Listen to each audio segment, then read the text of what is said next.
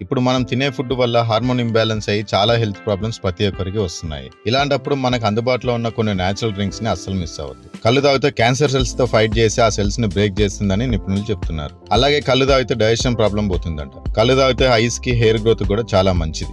కళ్ళు తాగితే heart diseases కి దూరంగా ఉండొచ్చు. బీపీ కూడా కంట్రోల్లో ఉంటుందంట. ఒకప్పుడు కిడ్నీలో స్టోన్స్ ఉన్న వాళ్ళు తాటికల్లు గానీ ఈతకల్లు గానీ తాగితే కిడ్నీలో స్టోన్స్ కరిగిపోయేవట. కళ్ళు లేడీస్ తాగకూడదని ఎక్కడ రూల్ లేదండి. ఫీడింగ్ మదర్స్ కి కళ్ళు తాగితే చాలా మంచిదంటారు. పూర్వీకులు ఒక మంచి మాట చెప్పేవాళ్ళు, కళ్ళు తాగితే పిల్లలు కడిగినట్టు పుడతారని.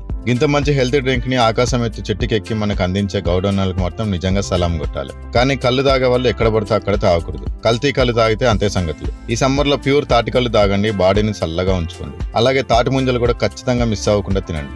నా కంటెంట్ మీకు నచ్చితే చిత్తా టాక్స్ ని ఫాలో అవడం మర్చిపోవద్దు.